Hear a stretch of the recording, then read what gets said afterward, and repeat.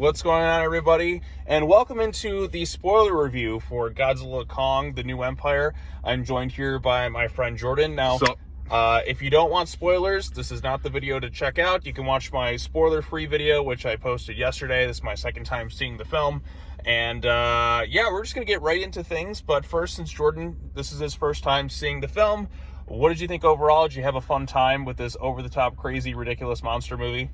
Yeah, it was big, loud, dumb, and exactly what this is the fourth in the series, I think. Well, I mean, this is the fifth MonsterVerse film. Yeah. And then, I mean, technically the seventh entry, because there's an animated Skull Island series, and then there's a live-action show called Monarch Legacy of Monsters, which started airing last year and then finished off, like, the first season this year. Although I feel like season 2 is pretty much a given. That one has Kurt Russell in it, and Kurt Russell is amazing in that series. So it's a little more serious. I mean, the MonsterVerse is kind of like, I mean, the tones shift very. I mean, we see all the first Godzilla film in this universe back in 2014. We were there opening night. Yeah, and that Charlie was Day. Yeah, like that's a very serious Charlie Day. No, Charlie from It's Always Sunny. No, that's Pacific Rim. Oh, what the hell is that? Oh, really? Bryan Cranston was in the 2014 film. I remember that movie.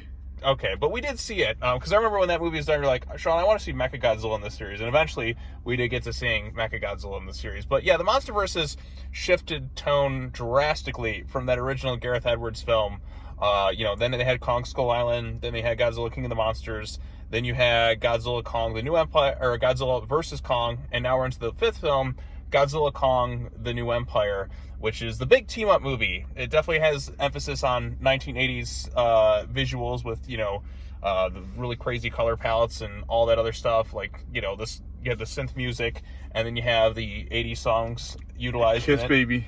Yes. Now, I noticed, like, when I was watching stuff online, there was, like, Gene Simmons at the premiere. I'm like, why is Gene Simmons at the premiere? But I remembered, like, there's, like, a famous photo of Gene Simmons, like, with Godzilla. And now we've kind of had this full circle moment of Kiss being featured in a Godzilla movie. And it's really cool stuff. I mean, I Was Made for Loving You.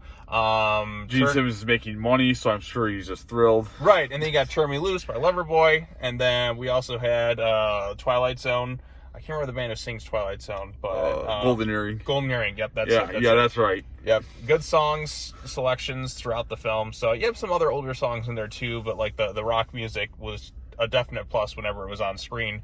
But one thing, like I said, I noticed on this rewatch was a huge Easter egg. I have not seen anybody talking about it, but it's when they go into Bernie's little Titan podcast room, and you see a screen very briefly, and as bright as can be, as clear as day, it mentions, like, Planet X. I can't remember if it says Planet X, like, imminent or something.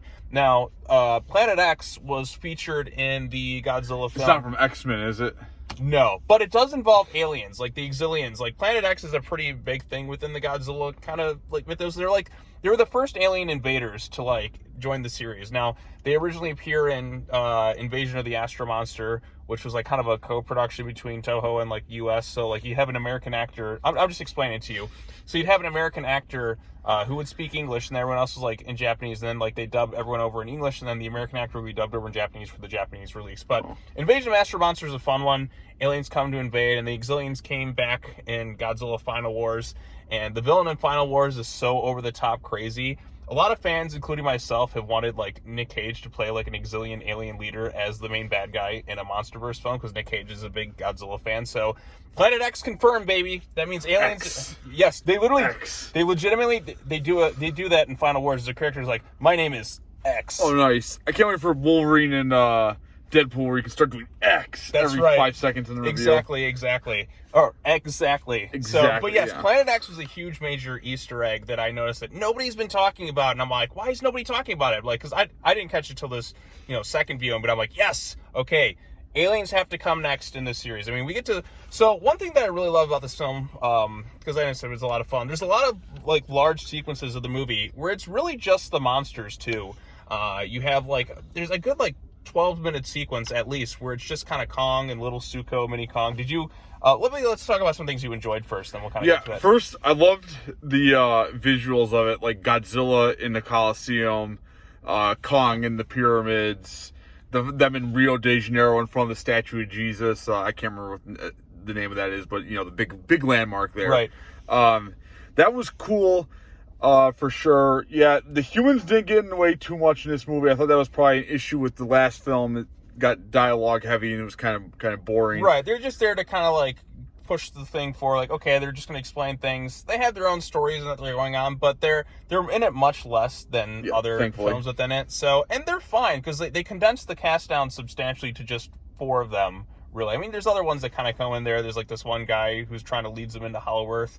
Then he starts calling the other guy, "You little Ace Ventura hippie, you!" And then he ends up getting eaten by a plant monster. It's great. I also love too the opening where Kong, he just rips the thing and just like bathes in its blood. Like there's some Mortal Kombat fatalities in this thing, like even towards the end of the film. But the strength I think with this one is like the nonverbal visual storytelling, where there's no dialogue and you can tell what the monsters are thinking, and you can like feel their emotions. Yeah, like they have that like slavery ring with the Scar King. Scar King, yeah. Scar King's a real asshole, and it's great. He's very lanky. He's very sadistic. Like he's enslaved these apes. He's basically Koba from Planet of the Apes, but way more ruthless. I feel because he's enslaving other monsters, and he's a dick to all the apes. Whereas Koba like cared for apes over humans, and he had more understandable. Are they apes or are they chimpanzees? They're apes. They're the apes. I mean, there's all sorts of. They look more like chimpanzees. Aren't chimps apes? It's called Planet of the Apes. No, I meant in this movie. One. There's some sort of apes. Okay, Yeah. like they're the ape species. Like I mean, because like there's different types of apes, like gorillas, orangutans, monkeys. Yeah. They're all the ape species, if you will. So like, there's a ton of them down there. I mean, Kong throughout the MonsterVerse, like since his inception, like I mean, he was born. I do kind of wish they dived a little bit more into, like, we could have got, like, a flashback sequence with the Ancient Titan War. That was kind of my big things I wanted to see in this film. We're just kind of left to just little, like, pictures on the wall. But wouldn't it have been cool to see this ancient time stuff? Now, like, because you look back to, like, Kong Skull Island, you see the Scar King's kind of handprint. So I always like to theorize that Kong's parents were part of his little, like, ape tribe or whatever. But then they fled to the island, and then maybe he, like, got his parents killed, and Kong was orphaned. You kind of do this, like, crazy, like, Conan the Barbarian type thing, like an Arnold, where he's like, James Earl Jones kills his family and then he comes up to kind of rise and like defeat him. That would have been kind of cool, but they kind of like, they don't really dive into that stuff. Maybe some graphic novels or something could explore that a little bit more, because there are some like within the MonsterVerse. I mean, you have to remember, Sean, they're making these movies for people like me who don't know shit about Godzilla. Oh, pardon the S word. Oh yeah, I mean that's fine. I mean, like I said, there's so many Godzilla movies. Like I before going into this film, I rewatched the entire Godzilla and Kong franchise. I watched every single film from like 1933 till now. It's dedication for this 5th installment of this movie series. Like I said, and the Japanese films, like 1930s King Kong, Peter Jackson's King Kong, which was really good upon rewatching that one. I mean, I had a really good time with that one. It's like over 3 hours and 20 minutes. This one moves at a quick pace. Like it's not that long. I think it's only like 90 minutes, something like that. No, this is just under 2 hours, but like it flies by. I mean, they don't really like drag. Now, I could have utilized some moments where it kind of took its time just a little bit, just kind of like let it breathe. I mean, you get those moments with the monsters, particularly with Kong and Suko. And I laughed my ass off when he starts using him as like a fucking weapon, and he's hitting all the other apes and that too. That got a big laugh for me when I initially saw it, because it's something you don't really expect him to do. I like too that he's just not this like cute cuddly thing. Like he does have a vicious side, and it is understandable because this is an ape who is like grown up under like the ruling of the Scar King, this really ruthless ape who started the Great Titan War between the Godzilla and Kong species. So like I said, that was kind of cool to see utilizing. He has a little arc too. It's kind of neat that these monsters have their own arcs within the film. Now, Godzilla doesn't get nearly as much focus or screen time. He basically is, I'm just going to be powering up throughout this movie so then I can fight for this World War III. I mean, they booked themselves into a corner because Godzilla is just apparently unkillable. I mean, Kong can't beat him at all. So. Right, but Godzilla against an army of Kongs, that's a bit of a different story, because Godzilla nearly would have probably died in the last film against Mechagodzilla, because Godzilla is killable. He's nearly died. Well, he's died in some movies before, but like he nearly died in the last one. He had the Oxygen Destroyer in King of the Monsters, which is kind of utilized. Keeps kicking Kong's ass, though. Right. Although, like, didn't you love when he just gives him a fucking superplex off the top of the pyramids? That was great. Like, that was just, I would not have expected Godzilla to utilize a superplex. And I like, too, when Kong's just like, hey, whoa, bro, wait. He just kind of... We need more pro wrestling moves. Give him, like, an attitude adjustment and, like, a Batista bomb. That would make my day. I mean, we kind of get Speaking of Kong pedigree, that'd be cool. Yes, more pro wrestling moves utilized in the fights in this.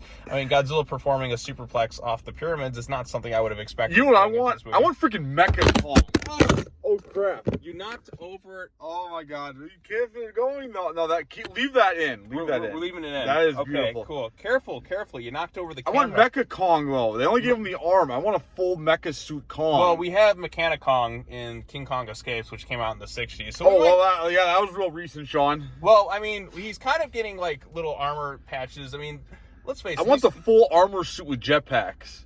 You might be getting that at some point. Okay, so the thing with the MonsterVerse is the toy sales are huge for these movies now. Like the no kidding. Okay, yes, they're going to be. These movies are starting to lean more heavily towards kids, and you can see that. Oh, Kong, he just has this power glove that he needed for toys, but they don't sell a fucking Beast Glove toy, which is what I wanted. Is it even for kids? Because I'm 31 and think that's great. So. Right, exactly.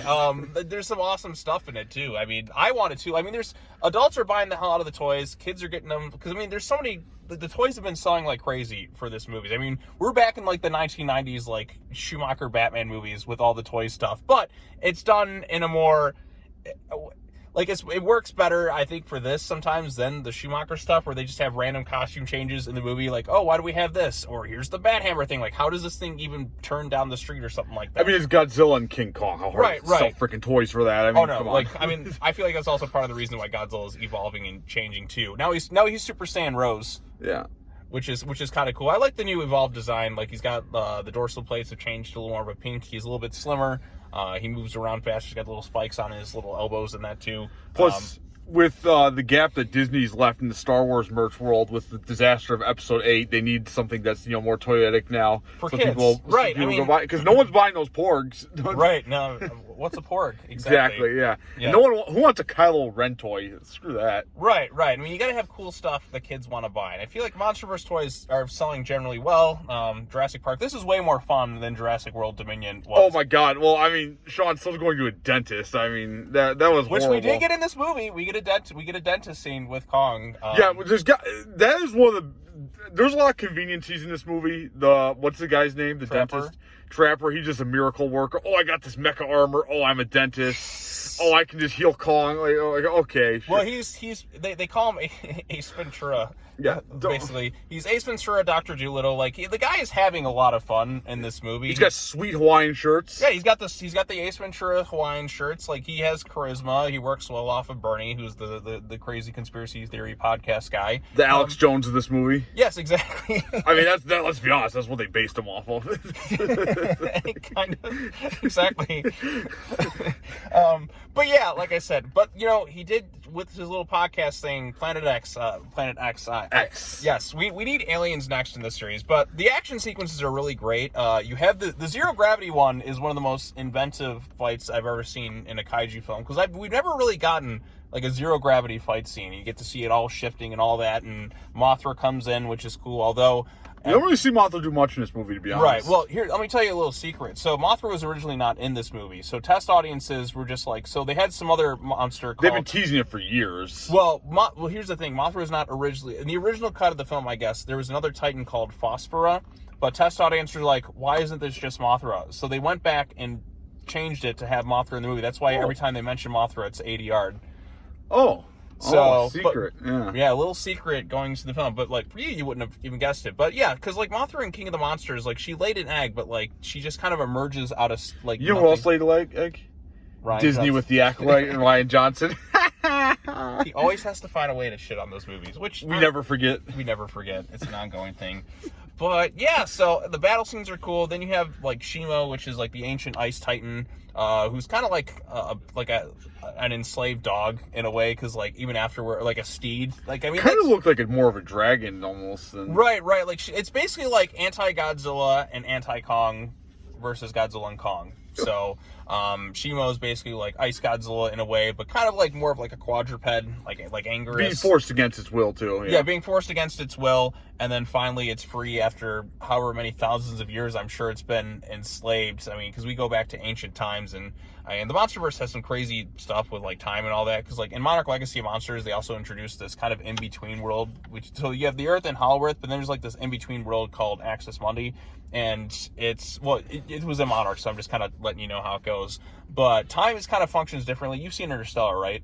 Yeah. So you remember how like he spends an hour on the planet and then like all these years pass? Well, in Axis It's Mundi, like the hyperbolic time chamber. right? Exactly. But like you spend time in there and like years in that like a day down there is like a year or something, like within this other like in between realm with however it kind of works. But that's something like for another discussion. I'm just kind of bringing it up because MonsterVerse fans will be talking about this. They know all the mythos and all that other crazy stuff. But like I said, this movie just sets out to be over the top, ridiculous, and fun. And it is very entertaining. This is what Jurassic Park Dominion should have been. Exactly. Loud, dumb, violent. Right, because I mean, you're in the 6th entry in the Jurassic Park like a franchise. Have some fun with it. I mean, who wants to see dinosaurs? Let's give us locusts. This seems like no. We know our audience. Let's give them the monsters. Let's have them do some Minimize the humans. Minimize the humans a bit, and the humans are fine in this movie. They're not like really obnoxious. They're there to kind of like, they're at least doing some interesting things. We're exploring Hollow Earth and the subterranean realms. We're getting more information about kind of the lore and all that stuff. Gia, who's the deaf girl from Godzilla vs. Kong, she's the best. Like I said, she's really good in both movies because, you know, like she conveys a lot with just like emotion. She doesn't really speak, you know, other than just sign language, and never annoying or anything like that. She has her connection with Kong and all that too. I really like how Kong's character, like his journey he's gone so far in this universe, because he starts out, his parents were killed when he was young, so he's basically like Batman of this universe. And he's kind of spent so many years just trying to find like others like him, because he's been a loner. I mean, we look at some of the other films with King Kong, and he's always been looking for that emotional connection, because like he has one with Gia, but it's not the same. He wants to find others like him. And then Godzilla vs. Kong kind of goes on this little hero's journey, kind of saves the world, and then finds Hollow Earth. And then he's still been kind of lonely, looking for companionship. And he finally Story of my life. Right. I mean, Kong is the most relatable dude. He finally finds it, but he finds they're kind of enslaved. So he's like Moses freeing his people, if you will, kind of, in the hands of a dictator. And like he goes through his own struggles, and he has his own arc. And I guess you could say he really is King Kong by the end of this film, because they don't really mention him as King Kong, but like he finally becomes King of the Apes, and he is a good guy. He's kind of like Goku and Dragon Ball. Even when he fights somebody, he still tries to help him up. But then they try to shank him. He's like, well, you fool. And then punches him off a cliff and stuff. Did you, like, have a favorite part in it? Yeah, I don't know. I mean, the end fight's pretty good on it. I mean, it's just a lot of action. The fight 2 where he fights the Scar King, that was a pretty good scene. I mean, that was really it. I mean, it's just, violence and right. Pick your choice. It's an over-the-top action bit, too. I also love when that other ape's just giving him crap, and then Kong just knocks him out. Yeah, that was a good start. He's like, yeah, what are you doing here? How dare you just knock me down? Like that, and when he like uses Suko as like a fucking weapon and he's hitting everybody, like that to me was great. Suko is like the MVP, I feel like, of the movie, like, because he's just this feisty little, he's so cute, and he's just vicious. I always like too when you take something and they're like, look how adorable it is, and it has like a severely like vicious side. That always kind of gets a kick out of me. It is remarkable to me that the humans don't have a better way to deal with these quote titans other than letting Godzilla deal with it. Right, I mean, they just seem cool. Godzilla sleeping in a Coliseum. I mean, they're just like, they've kind of whatever. accepted, you know what, we tried to make Mechagodzilla. Godzilla got really mad, and to be fair, Mechagodzilla did go haywire in the last movie due to their crazy use of the Ghidorah skull.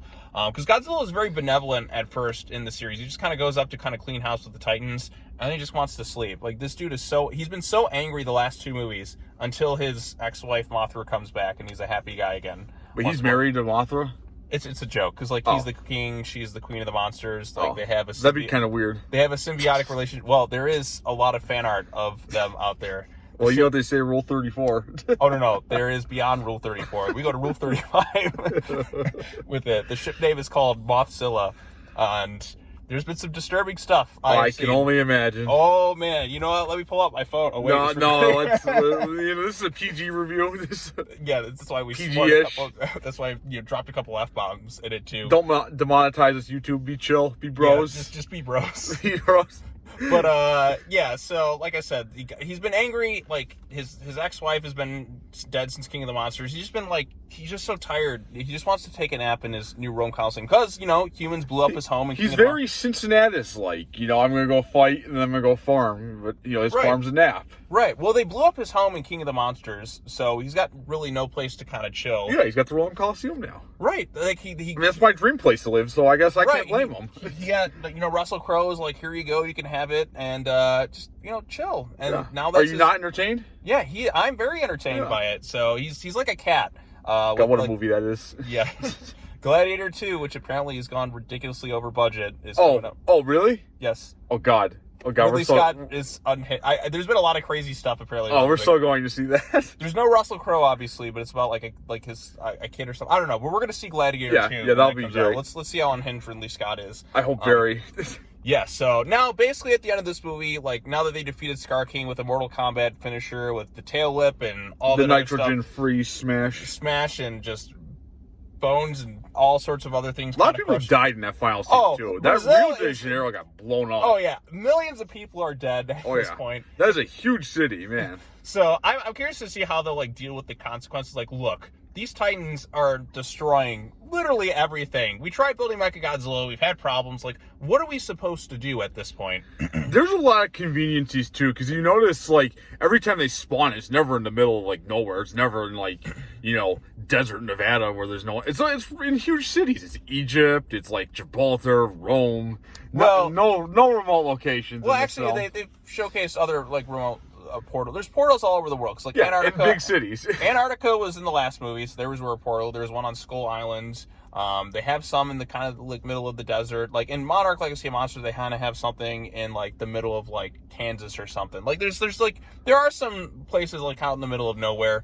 Not in this movie. In this movie, it's like.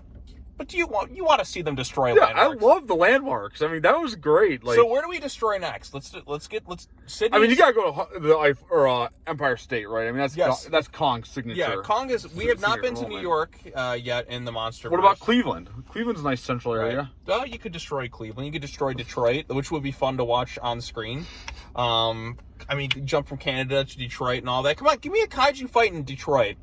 Give me RoboCop versus Kong in Detroit. Yes, JK, I don't know if they have the rights to that, but that would be sick. That would be sick. That'd be pretty sweet. But there's a lot of cities. I mean, San Francisco's been destroyed hundreds of times. We're kind of over it. Florida's, blow up Disney World. I don't know if Disney's gonna like that, but that would be fun. Like, I mean, I don't think they're gonna sign out the rights on that one, Sean. I would love it if we could just destroy Disney World in one of these movies, or Disney Star Wars. I would like to destroy that even more than Disney. Think about it. What if like Godzilla's atomic breath blows up the whole Disney Star Wars? It just blows up Episode 8. Like that would just make my day. I mean, right? That'd be awesome. So we got to see New York at some point. And destroy Episode 8. They already destroyed Washington D.C. in King of the Monsters. So New York, Philadelphia. They could blow up the rock. Well, everything is destroyed except the Rocky statue left standing. Yeah, because it's immortal. It's Rocky. Right, exactly. That's other cities we can get destroyed. We got Boston annihilated. So New York, we got to get destroyed in one of these movies. No shortage of death toll in Sean's world. Right. Paris, France, obviously has to get destroyed. I mean, they were teasing it, bite through the Eiffel Tower. I mean, it has to be in the next movie. Yeah, so Paris, France, Sydney, Australia. We've already destroyed Hong Kong. Just keep finding landmarks like, okay, we did the Great Pyramids. Where can we go here? Yeah. Let's have some fun with it. This is not a complex formula for these movies. Like, to just have cool fights in random cities. Give us some interesting stuff with the monsters, and that's what you got. I mean, we got Hollow Earth explored. Next up, though, I think we need aliens. We need alien invasions or kind of like man-made created titans, like how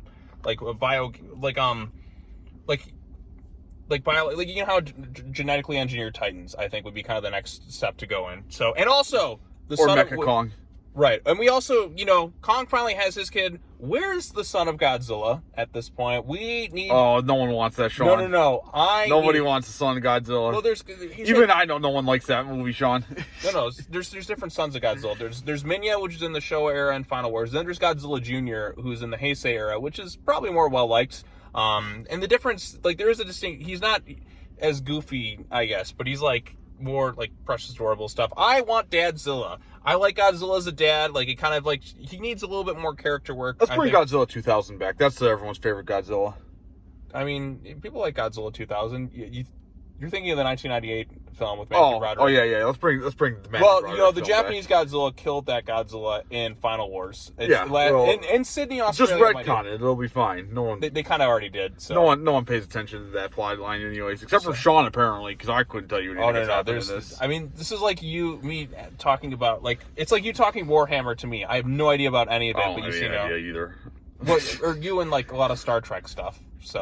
Yeah, that's true. Star Trek lore is easy. Yeah, I don't know. The story of this movie, I mean, they might as well just spoke Japanese in it, because what happened. It's very simple, straightforward, easy for kids to there. There's a lot of Titan battles. Just dumb. Some wonky VFX at times, like with the Rome sequence, and that's really kind of like the big one. Godzilla could have used a little bit more to do, but even then, like there's some interesting stuff going on with Kong and all that too. Like I said, the quieter moments between him and Zuko, that I think it really works for the most part. We just had another Godzilla movie anyways. Right. I mean, Godzilla's been fed pretty well. I mean, he's showcased in the first season of Monarch, which takes place after the 2014 film, and like gets to the origins of Monarch as a whole. And then he was just in -1. So Godzilla's still getting plenty of showtime. So Kong could kind of take over some stuff too here. But like I said, alien invasions, genetically engineered titans, or biologically created, or whatever. Is there any other like Godzilla monsters you're aware of you'd want to see? Oh, I mean, I don't know that much about Godzilla. I just know Mecha Godzilla. Okay, so a few things. Space Godzilla would be really cool, like, because he is like use crazy crystal energy, has all these insane abilities, and probably one of Godzilla's toughest opponents. Destroyer is a big one because Godzilla vs. Destroyer, Godzilla dies at the end of that movie. Spoiler. Well, yeah, it's widely known. Like he has like he literally. I mean, I didn't know that. So. He literally melts down. His son gets murdered right in front of him. Nice. And then he like melts down, and it actually is a very sad, emotional kind of ending to that second series of Godzilla films. And then there's all sorts of other things too to do. So like I'd like to see Destroyer, Space Godzilla, Gigan would be really cool. Biollante would be an interesting one. All sorts of different like things you can bring in. Alien invasions, just have fun with it, go crazy, create some original Titans. We now have Shimo. We basically assembled the Kaiju Avengers at this point, or the Justice League. Bring in Gamera would be a lot of fun because we've never had Godzilla versus Gamera or any capacity. I like to utilize like you can make Gamera basically like extraterrestrial, and you can kind of explore outside of Earth within the MonsterVerse would be kind of fun to do, and then just have destroy all monsters to basically end it all and go out swinging. How would you score it?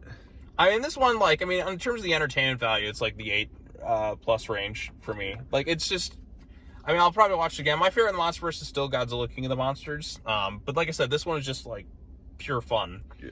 So it's very entertaining. Like, it's ridiculous. There's some really stupid things you can like pinpoint in it, but I was smiling. I actually enjoyed it more the second time I saw it. So, well, yeah. I mean, I heard you had projector issues yesterday too. Yes, the projector issues made me so mad because, like, I was like, I could clearly. And everyone behaved in this theater too today. That was nice. Right. It was respectful. People were having a good time. There's some people clapping at times, but yeah. I mean, it was a packed theater pretty much for like all the showings. We were looking like at different theaters around. So, my theater's up. I'll give this a 6.5 myself. I mean, it's a monster movie. It's never going to be.